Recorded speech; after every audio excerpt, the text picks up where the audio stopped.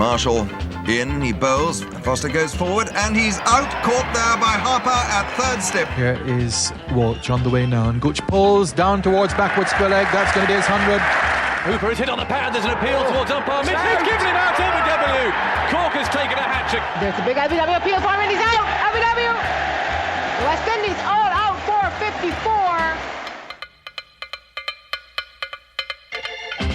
Part of the Blackwash Tour of 1984, the second test at Lord's saw England threaten victory, only to be blown away in the fourth innings by one of Test cricket's great innings from Gordon Greenidge. The West Indies chased down a remarkable 342 inside 67 overs for the loss of just one wicket, with Greenidge unbeaten on 214 not out. Now, joining me to go through all this, I'm joined by the West Indies commentator Fazir Mohammed from his home in Trinidad, and the Test Match special stats guru Andrew Saltzman, somewhere hunkered down in Streatham. It's great to have you both with us. It's a rather strange way of meeting up, but we shall meet again very soon. It'll be great to have you with us. So let's start then where both sides were coming into in that series. In 1984, the West Indies had won 3 matches coming into the series. England failed to win any of their 6 matches in 1984 up to then, their last win coming in August in 1983. The West Indies, of course, are unbeaten throughout 82 and 83. And Fazia, as a proud West Indian, pretty much the heyday, wasn't it, for West Indies at this stage? Oh, for those glory days, Agas. But yeah, and I think when we look at that Lord's Test match, that was almost a year to the day from that shock loss to India in the World Cup final of 1983. And if you look at what happened subsequently, you got a sense that the West Indies were about to really to show the world who's really the boss of world cricket, because they had gone to India, won that Test series 3-0. They had beaten Australia 3-0 in the Caribbean without losing a second innings wicket over 5 Test matches. And then, of course, won by an innings in Birmingham. So they were really up for it coming to Lord's. And clearly they were on a track which suggested that they had a point to prove. Just looking at the rundown of their team, actually, Greenidge, Haynes, Gomes, Richards, Lloyd, of course, captain, Dujon, Marshall, Baptiste, Harper, Garner and Small, Milton Small was playing in that Test match. So Michael Holding would have been missing for that one then. Yeah, and that was an interesting 11, because you look at that now and you'd say, well, okay, what are Baptiste and Small doing in a West Indies team that is considered probably the greatest of all time? No disrespect to either of these two gentlemen. But you'll have to remember as well that was in the aftermath of the rebel tours of South Africa. There was no Colin Croft anymore available. Sylvester Clarke was out of the running. Ezra Mosley out of the running. Hartley Alleyne, who was sort of like a fringe player, would have been out of the running as well. So if you've got Michael Holding injured, and as we saw later on in this Blackwash series, Winston Davis would have been drafted in to feature, which just underscores the depth of the West Indies fast bowlers. But yeah, I mean, you wouldn't think automatically of Milton Small and Eldine Baptiste figuring into your West Indies 4 fast bowlers. No. Go on then, Andy, in terms of what this team was doing to everybody. People always talk about the 1980s West Indians versus the 1990s Australians. It's an interesting comparison, but what were the West Indies up to? Well, having lost a controversial series in New Zealand early in the decade, they'd then won 6 of their next 7 series. They'd lost only 1 out of 32 Test matches in that time, coming into the 1984 series.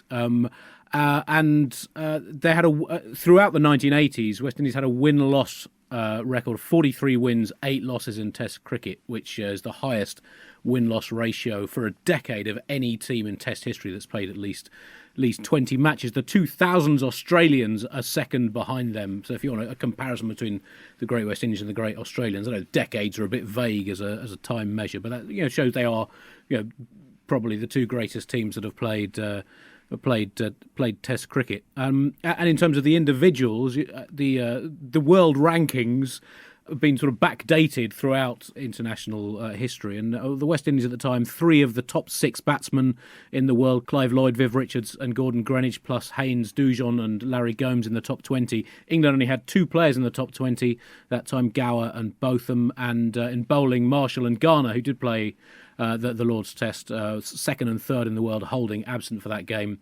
fifth. England had Bob Willis nearing the end of his career, still in the top 10, and Ian Botham just outside it. So there was a vast difference in terms of the quality of teams coming into that. That said, although England had a poor winter in 83, 84, losing in Pakistan and New Zealand, they had been pretty strong at home in previous summers. They'd won 8 of their previous 9 series, the exception being the West Indies' previous tour in 1980. So although we sort of tend to look back on this period of English cricket from behind whatever sofa we choose to locate ourselves, they had been pretty reliable at home until this summer. But as Faz said, they'd been absolutely thrashed in the first test of the series. So there were some ominous signs coming into this game at Lord's.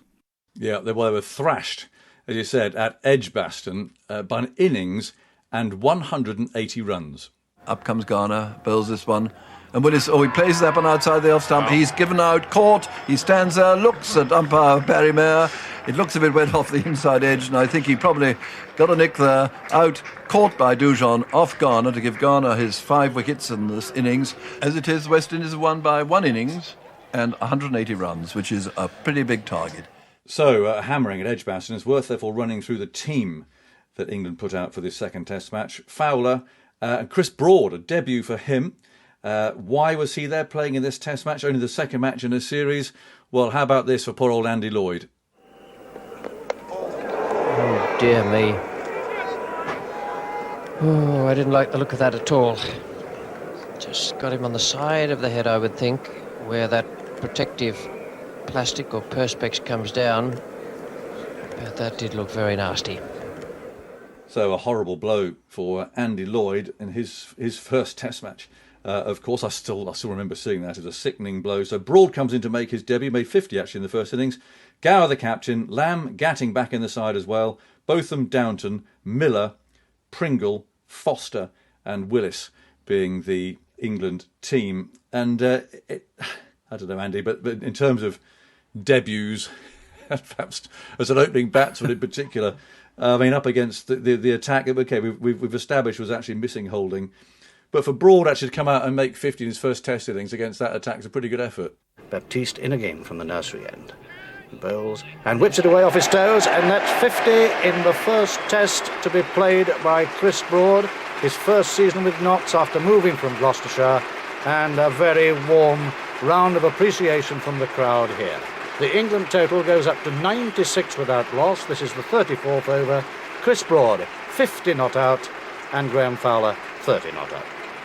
Yeah, superb. It was a partnership of 101, one of England's 2 century stands of the entire series of 5 tests, and the other came in the second innings of this same game between Ian Botham and Alan Lamb. It was one of only 3 opening stands of 100 against West Indies in the 6 years from 1984 to 1989 inclusive, and in fact Broad was involved in 2 of them, the second one in 1988, so of course England then dropped him 1 match after that. Such was selection at the time. And Graham Fowler's century in that first innings at Lord's, in a 10-year period from mid-April 1981 to mid-April 1991, there were only 8 centuries by openers against West Indies in 75 tests. Openers averaged 24 against the West Indies, against all other teams combined 37. So for Fowler and Broad to bat as well as they did on that first morning, albeit without Michael Holding there, that was a truly heroic effort of batsmanship. Fowler goes back, square cuts, 4 runs. There's his 100. There's his 100. 103. And that was a splendid stroke. It wasn't all that short. He made room. He cut it beautifully. Fine of Baptiste at backward point. It went into the crowd in front of the grandstand. And there is Fowler's second test 100. I must say, I played in the last match of this series with Fowler and Broad still there. They were pretty shocked. So someone went boo loudly in the background again. They really had. They'd weathered some ferocious storms. Well played to Graham Fowler. 55 to Broad, as I mentioned. Lamb 23, Botham 30, Downton 23. The tail, as usual, swept away. England all out for 286. Malcolm Marshall taking 6 for 85. And I wonder, Fazia, when we talk about this great West Indies side and the way that it did evolve, for me, I think this was Marshall's absolute peak. I mean, you could say that that probably, without being unkind, Michael Holding had had his best. He actually bowled a lot of this series off his short run. Joel Garner, again, perhaps just going over the hill, but this was Marshall at his very best. Absolutely, and I don't think even Mikey himself would disagree with that assessment, because because there was that uncertain period immediately post those rebel tours of South Africa, and the West Indies and West Indies fans, and I'm sure Captain Clive Lloyd would have been looking to see if someone like a Malcolm Marshall, who actually started his Test career in the absence of those who had gone to Kerry Packer in 1978-79 when he went to India with a depleted West Indies team, and he really stepped it up, Malcolm Marshall. And I agree with you 100%. He clearly made it his intent from 1983, taking on India in the Caribbean, and subsequently, even with the disappointments of the World Cup, West Indians recognized that Malcolm Marshall was the genuine spearhead of this West Indies attack. Marshall turns now. In, he bowls, and Foster goes forward, and he's out, caught there by Harper at third slip. A very quick catch, it went low to him. Harper got it beautifully in both hands, threw it aloft, and Marshall has got his 5th wicket of the innings. He's just so skillful, wasn't he? I mean, he could bowl extremely fast, and he wasn't a big man at all. In fact, quite a short man, really, in terms of height. But a beautiful athlete, and then not pace, okay, he'll give it away a bit, and then he'll just swing it, and he'll pitch the ball up and seam it. I mean, he really was multi-talented. He wasn't just a straight-out fast bowler. Indeed, he was, and I think that was the danger with facing up to a Malcolm Marshall for the first time, because he didn't have that great height of a Joel Garner or some of the other guys. Even Michael Holding was lithe and athletic, but a bit taller, and it was difficult to get away. And maybe that's why you'd see so many batsmen being hit. Nice man, though. You always said sorry when he hit me. I don't know if he did to anybody else, but I was always very fond of Malcolm for that. Here he is then, taking his 6th wicket as England were bowled out for 286. Marshall, a few little stuttering steps before breaking into his quick run-up to Willis, and Willis is bowled. That's the end of the innings. England all out for 286. Willis bowled by Marshall for 2. Marshall gets his 6th wicket in the innings. Downton is 23 not out. England all out for 286. Well, lovely to hear Tony Cozier commentating on the end there. Poor old Bob Willis. 286 all out. I don't know, that's not necessarily a dreadful score for England to make against West Indies in those days, Andy, was it? Not too catastrophic. One of their best first innings scores against West Indies of the decade. And in fact, in the second innings, they made 300, and that was the only time in 5 series against the West Indies that England topped 250 in both innings of a test.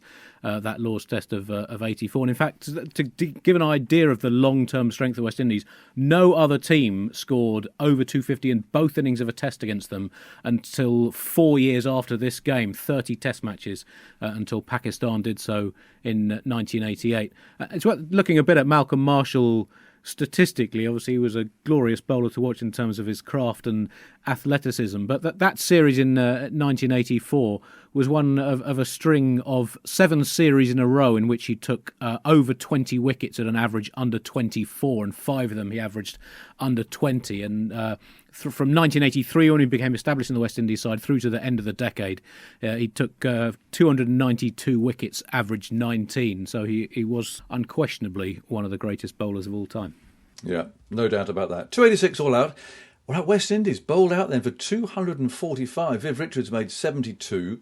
Clive Lloyd 39, Malcolm Marshall 29, 44 from Eldine Baptiste is popping up there. Obviously very useful runs, but still a handy lead for England. And who got the wickets? Of course, it was Ian Botham. Comes in now to Richards and wraps him on the pad. He's out leg before. Umpire Mir has given Richards leg before wicket to Botham. West Indies 138 for 4 with Richards leg before wicket to Botham for 72. 27.4 overs, 6 maidens, 8 for 103. Garner just plays up and outside. He's nicked it. He's caught again well in front of first slip by Downton. A good falling catch. Garner caught Downton. Bowled Botham for 6.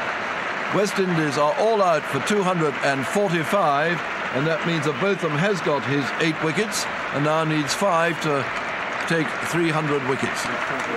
England lead by 41, and the interesting thing is the Broad, who only fielded for a short time today, has been resting, will come in and bat in spite of his groin trouble. 245 all out, Ian Botham, 8 wickets, including his old mate Viv Richards, LBW, for 72. There's something about West Indies and Ian Botham and Viv Richards.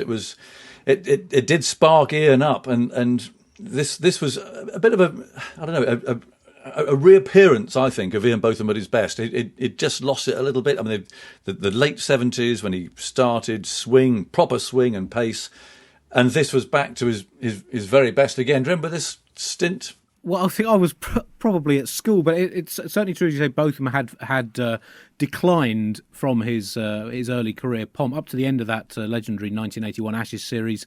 202 wickets, averaged 21, but from then until the start of this Lord's Test, in another 27 tests, 85 wickets, averaged 37. So it had been quite a significant decline in Botham's performance. I think you probably know better than me, but I think he had some back trouble. In fact, it was his first 6-wicket innings since the Ashes Test at the Oval, the 6th Test of the 1981 series, and he was only to have one more 6-wicket innings in his career, which was the final Test of the summer against Sri Lanka back at Lord's. So it was something of a return to form, but didn't. And he had a pretty strong series statistically in this series, but didn't signal he was necessarily back to his absolute peak.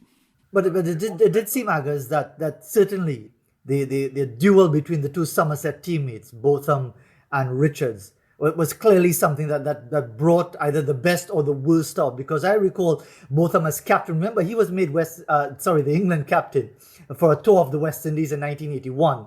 And before that, and then subsequently, of course, gave up the captaincy and so on. But he was challenged by Richards, who came on to bowl on the final day of the Test match in Trinidad. And Botham just couldn't resist the temptation of taking on Richards with Geoffrey Boycott batting at the other end. And he was caught at mid-off by Mikey Holding. So they were the best and the worst of each other, because they just seemed, whenever they confronted each other, something was bound to happen that you'd remember. Great mates and fierce competitors, I must say. I remember, again, the last Test of the series, both of them actually bowling properly fast. He got Jeff Dujon out. It was his 300th Test wicket, and I was at mid-on. I remember it was as quick a ball as I can remember. So both of them really was back to his best in this series. In go England then, a lead of 41. We heard there about Chris Broad's groin strain. Well, he was out for a duck to Joel Garner's bowling, and pretty quickly England were 88 for 4. This is Marshall's 8th over, 0 for 15 so far. Up he comes, bowls this one outside the off-stump, and he's padded up again, and he's LBW again, playing no stroke, and I simply do not understand it. 88 for 4 England, and getting LBW bowl Marshall for 29. Oh, and I do remember that so clearly, and it's extraordinary, isn't it? I mean, no one would have known the Lord Slope better than Mike Gatting, and there for the second time, Malcolm Marshall has just nipped that ball back at him, and he's playing no shot. But again, Fazio, it just demonstrates the skill of Malcolm Marshall. And it was one of his party tricks. You'd see him do it 4 years again when the West Indies were back in England in 1988. Graham Baruch was then back in the England team. And he'd do that over and over again. And even then, and certainly in 1984, he was perfecting the art of the swing, away swinger, and then the batsman gets lulled into complacency. Then comes that beautiful in swinger, and you're trapped plumb in front. He really was someone at that stage, not just with that lethal pace, but developing all the other tricks of the master craftsman as a fast bowler. Yeah, indeed. But anyway, 88 for 4. Runs scored, though. Alan Lamb, 110. Ian Botham, 81. And runs actually came in quite straightforward fashion. Here now is Marshall again from the nursery end. Up to the wicket, bowls to Botham. Botham drives 4 runs. He hit that on the up. It went away like a guided missile. It hit the fencing there in front of the mound stand, bounced about 5 yards back, and honestly no one had moved before it had hit the fencing. What a stroke, fella. Lamb on 99, waiting here as Marshall comes up, bowls to him, and he's cut that one. That's it! It's cut that for 4 down to backward point, and Lamb has made 100, a very welcome one to him, back in the runs in Test cricket, and he is 103 not out, and England are 273 for 6, and 1 or 2 people, I'm afraid, running on to congratulate him. What a splendid innings by Alan Lamb. So Alan Lamb going really well, a company of Ian Botham as well. Then a couple of wickets fell. And then this extraordinary situation where the fourth evening, England have a lead of 328. Alan Lamb's still there. There's 3 wickets still in hand. And off they come for bad light with nearly an hour to go. And I remember the booing and what people were thinking, or howls of derision from the Lord's crowd. In fact, we can hear it. They must go on, please. Well, if they come off a bad light, the batsmen, they're simply mad. Lamb is looking at the umpires as though he's longing for them to offer it to them. Pringle is out there. I don't know whether they've looked up at David Gower for instructions. Now David Evans is having one. They're coming off. Would you believe it? And the Lord's crowd are appalled at that, and with good reason, because England have got a chance of winning this game, and they appear now to be throwing it away because time is of the essence if they're going to bowl the West Indies out. They've got 3 good wickets left. They've got a lead of, at this moment, 328 runs. And here they are with an hour's play left, just under an hour's play left, and they're going to waste the chance of getting runs on the board. Well, it doesn't make any sense at all. Good old Trevor, putting things into perspective there. But it did seem a very strange decision to make, didn't it? With certainly Lamb set, and the West Indies have been out there in the field for some time, and runs to be scored, and 1-0 down in the series, and a victory to be had, Fazir. Well, we didn't mind at all from a West Indian perspective, because if you're going to take the bad light when you're in such an advantageous position, I mean, everything else thereafter, and I mean, we saw what happened on the last day and how it unfolded, and we could always speculate as to what could have been, but maybe it might have just been that siege mentality that, you know, things have been going so wrong so often against the West Indies, and you don't realize, it doesn't click in that, look, you're on top now. Put the boot in, take advantage of the situation while you can, and really be on top on the last day. But the West Indians were delighted that they went off the field. It's almost as if England just didn't believe that they could win the game, and didn't they? And they'd have looked down that batting line-up and they'd gone, cool, there's Viv Richards in there, there's Gordon Greenwich in there, there's Clive Lloyd in there. Crikey, we've got to be careful, because you get yourself into that sort of frame of mind. Oh, yes, it was an absolutely mighty batting line. I mean, so we're talking about England's recent form over the previous winter have been very poor. So, yeah, they were a team low on confidence.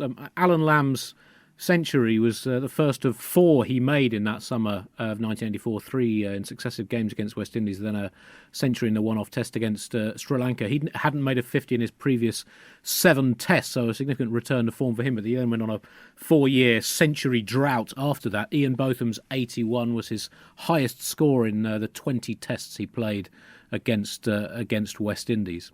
So they did come off, and I remember there was a right old stink in the press the next day, and England actually declared the next morning 9 down, then added only another 14 runs with Alan Lamb himself out for 110.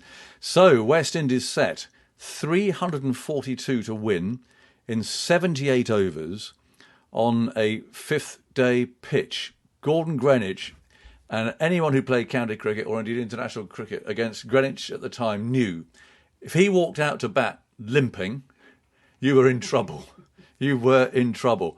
And sure enough, out he came, because he would just stand there and play shots.